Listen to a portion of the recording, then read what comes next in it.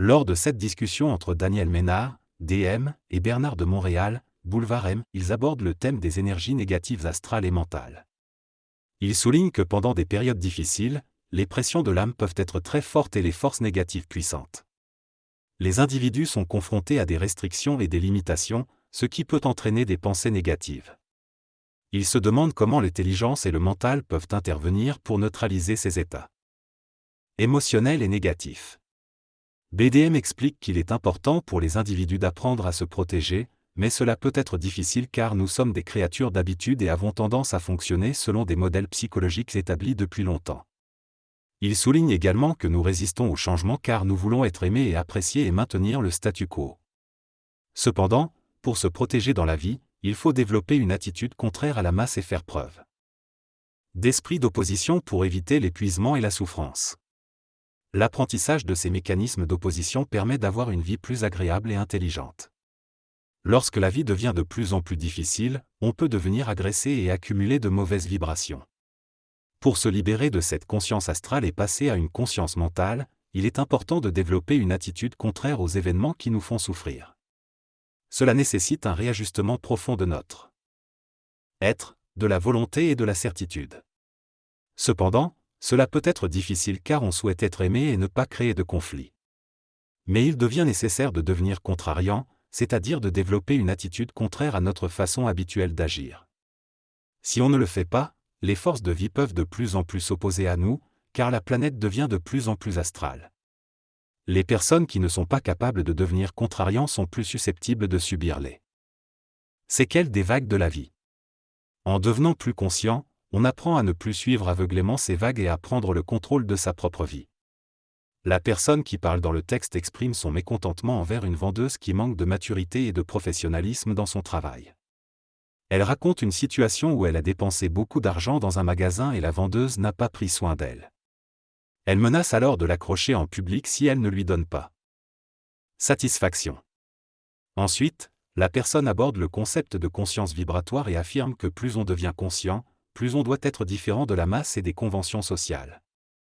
Elle prend l'exemple des Juifs qui sont considérés comme difficiles et exigeants dans les magasins, mais affirme que c'est parce qu'ils sont contrariants et vont à contre-courant. Elle souligne que le peuple québécois est gentil mais doit apprendre à devenir contrariant pour contrôler sa vie. Elle explique qu'être contrariant nécessite une certaine psychologie et détermination afin de corriger les erreurs astrales et l'inconscience. En conclusion, il est suggéré que vivre en étant contrariant ne peut pas être une simple attitude, mais requiert une réelle finesse et détermination. Dans cet extrait, l'auteur critique le concept de spiritualité en affirmant que se développer spirituellement n'a pas de sens si cela ne permet pas d'affronter les difficultés de la vie quotidienne. Il raconte une anecdote où il a dû faire face à une situation dangereuse dans les rues et affirme qu'il faut être capable de se défendre et de s'opposer intelligemment aux obstacles qui se présentent à nous. Il explique que suivre le marché boursier, le train, peut être utile pour comprendre ce qui se passe, mais il faut éviter de s'y immerger totalement. La colère est perçue comme une capacité à s'opposer aux choses qui nous dérangent, à condition qu'elles soient intelligentes et contrôlées. Il aborde également la question de savoir qui a le droit de déterminer ce qui est intelligent lorsqu'il y a un affrontement entre deux personnes contraires. L'auteur critique les personnes spirituelles en affirmant qu'elles se laissent souvent marcher sur les pieds. Il soutient que l'esprit ne suffit pas et qu'il est nécessaire d'aller plus loin en confrontant la réalité de la vie quotidienne. Il compare la spiritualité à une montagne, où monter représente atteindre un niveau de conscience élevé, mais il souligne l'importance de redescendre dans la vallée pour faire face aux défis du monde réel et ne pas rester attaché à des principes abstraits. Dans cet extrait, le narrateur exprime son opinion sur la spiritualité et affirme que les personnes trop spirituelles sont incapables de se manifester dans la société car elles manquent de puissance. Selon lui, la spiritualité est une étape transitoire entre l'inconscience matérialiste et l'intelligence. Il critique les personnes spirituelles qui ne parviennent pas à utiliser leur énergie de manière positive et qui restent impuissantes. Le narrateur affirme qu'il est important d'être bien dans sa peau, de construire des relations épanouissantes et d'utiliser son énergie créative pour atteindre ses objectifs dans la vie. Il met en avant l'importance de travailler avec une énergie à la fois positive et négative pour être puissant. Dans ce passage, les personnes s'expriment sur le manque de service à la clientèle dans certains commerces. Il souligne qu'il est parfois nécessaire de se rendre dans des endroits chics pour recevoir un bon service. En revanche, dans les endroits moins huppés, il peut y avoir une ambiance plus détendue et amusante. Il souligne également l'importance de demander ce que l'on veut et de ne pas accepter les choses qui ne répondent pas à nos besoins. Selon eux, les gens ne demandent pas suffisamment en fonction de leur frustration et ils attribuent cela à la peur créée par la pression sociale. Il donne ensuite l'exemple de la presse qui peut envahir la vie privée et souligne leur désir de protéger leur espace personnel. Il critique le fait que les gens deviennent de plus en plus soumis et font remarquer que les personnes spirituelles peuvent aussi être influencées par cette soumission. La conversation se termine sur l'idée que si les personnes étaient riches, elles ne se laisseraient pas manipuler. Dans cet extrait, Bernard de Montréal discute de la spiritualité et de son rapport à l'impuissance. Lui, la spiritualité peut conduire à une certaine impuissance car elle n'est pas intelligente. Il explique que l'énergie négative est nécessaire pour la construction et la création. Sans cette énergie, il ne peut pas y avoir de civilisation. Il souligne également l'importance de bien ajuster la spiritualité pour qu'elle devienne créative plutôt qu'une simple attitude intérieure basée sur l'insécurité. Il mentionne l'importance de se protéger et de ne pas être trop spirituel, car cela peut entraîner une perte de puissance de création. Il explique que l'origine de cette impuissance résulte de l'ignorance de l'homme par rapport à la divinité et aux lois occultes. Il affirme que les hommes qui ont des dialogues avec les archanges sont très rares et que cela demande des initiations difficiles.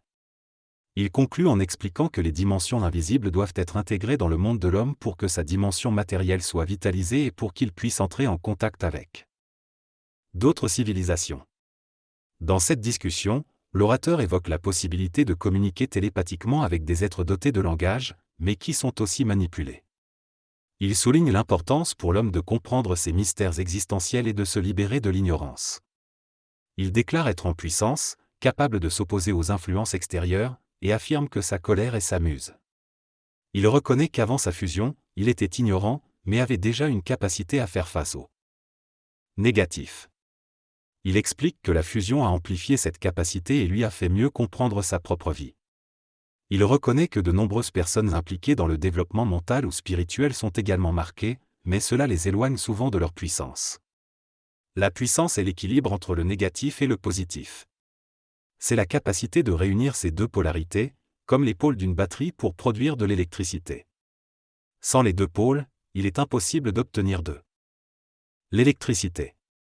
De même, pour être puissant sur le plan créatif, il est nécessaire d'avoir à la fois une énergie positive pour reconnaître la réalité et une énergie négative pour s'opposer à l'astral. Être simplement positif et spirituel mènerait à un comportement gaga et à la formation de sectes. Les personnes spirituelles recherchent parfois à être prises en charge pour valider leur expérience, mais cela peut les mener à se joindre à des groupes ignorants et potentiellement dangereux. La seule véritable solution est de préserver son individualité et de se méfier des beaux parleurs. La société idéale est une société individualisée où chacun respecte l'individu et où la science et la méthodologie scientifique sont valorisées. Les fusions d'entreprises existent pour des raisons pragmatiques, mais elles ne menacent pas l'individualité. Il existe des lois sociales qui protègent les individus, même au sein des grandes entreprises. Le danger réside dans l'incapacité de l'individu à gérer ses structures et à préserver son pouvoir personnel. Dans cette discussion, l'intervieweur parle de la question de l'impact des grandes corporations sur la dynamique individuelle. L'interviewé affirme que cela n'aura aucune influence sur l'individualité car la presse, en tant qu'instrument de confrontation, permet à l'individu d'exprimer ses besoins contre les abus, qu'ils soient collectifs ou individuels. Il explique ensuite que la consolidation des entreprises est inévitable dans une économie mondialisée car les besoins sont trop grands et que diviser les tâches en petites entreprises n'est pas viable à grande échelle. Il donne l'exemple de Boeing et McDonnell qui se sont associés pour concurrencer Airbus en France. Il souligne cependant la nécessité de lois qui protègent les individus au sein de ces structures. Il affirme ne pas être inquiet à ce sujet car les lois civiles aux États-Unis et en Europe sont bien développées. L'intervieweur fait remarquer que certaines choses de la fusion avec une entité plus grande pourraient bénéficier au développement de la conscience. L'interviewé répond que lorsqu'une certaine individualité est atteinte, il devient nécessaire de s'autogénérer, de s'autostructurer et de s'autodévelopper. Il explique qu'à son âge, il est plus intéressé par l'autostabilisation que par la connexion à des structures externes. Il explique que lorsqu'on est à un certain niveau d'individuation, on n'est pas intéressé à baisser son taux vibratoire pour s'adapter à un autre niveau de conscience. Il préfère être seul et s'autosuffire. Finalement, il affirme qu'il y a un stade dans l'évolution de l'individu où il est difficile de se collectiver car il est trop individué et seul. L'évolution de la conscience mentale implique un contact avec la source invisible qui dépasse la portée de la conscience psychologique humaine. Ce contact transforme notre façon de penser et de percevoir la politique, le capitalisme, l'évolution sociale et la psychologie de l'humanité. Il devient alors difficile de fusionner notre vibration avec une conscience collective, ce qui nécessite de respecter le cheminement de la conscience collective tout en restant fidèle à nos propres cadres. Pour savoir si nous évoluons spirituellement, nous devons être capables de naviguer au sein des structures collectives. Cela demande une maturité suffisante pour gérer les relations dans notre environnement humain. Par exemple, si nous ne sommes pas en mesure de traiter avec notre patron, cela peut être le signe que nous manquons de conscience vibratoire.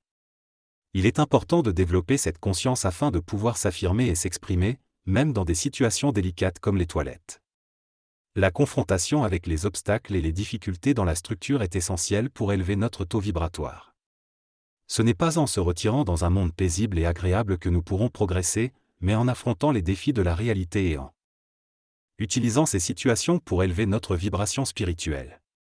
Dans cette conversation entre deux personnes, il est souligné que le terrain de la guerre est nécessaire pour affûter ses compétences et développer une excellence dans la bataille. Selon les interlocuteurs, cela ne peut pas être réalisé dans le confort du salon, car il faut une confrontation et un déséquilibre. Ils expliquent que la société crée naturellement un déséquilibre, et que c'est à travers les confrontations et les déséquilibres dans la vie quotidienne que l'on apprend à développer son taux vibratoire. Ils soulignent également que la conscience est une notion difficile à expliquer, mais qu'elle est vibratoire. Ils constatent que la plupart des gens ont été entraînés par une vague de fonds ignorantes et illuminés, mais que l'écoute de leur cassette peut réveiller une certaine spiritualité chez ceux qui sont prêts. Ensuite, ils abordent le sujet des plaintes et des obstacles. Ils estiment que se plaindre revient à abandonner, tandis que voir les obstacles comme des marches à franchir permet d'avancer et de se prendre en main. Ils expliquent que cela permet de se libérer des conditions de vie qui peuvent être en opposition avec nous, en voyant les obstacles comme des opportunités pour aller plus loin dans sa liberté. Enfin, ils évoquent la communication avec les entités sur les plans subtils et soulignent qu'il peut y avoir de grandes confrontations d'esprit. Ils mettent en garde contre l'idée que cette communication est toujours agréable et gentille, soulignant qu'elle peut conduire à des guerres de mots et à des confrontations intenses. Ils mentionnent également qu'ils étaient plus spirituels dans le passé, mais ont évolué vers une compréhension plus profonde de l'expérience à travers leur fusion et leur initiation. L'homme ne doit jamais être assujetti à quelque chose d'invisible ou en contact avec sa source, car cela l'empêche d'être en puissance. Il doit se libérer de l'impression que les êtres invisibles sont des êtres spirituels, car cela va au-delà de cette simple dimension. Ces êtres, qui n'ont pas de corps matériel mais des formes relatives à leur espace-temps, sont présents dans des mondes avancés. Si l'homme ne déspiritualise pas sa conscience, ses intelligences peuvent lui nuire sérieusement. Le livre La Genèse du réel est réédité et il est conseillé de l'avoir.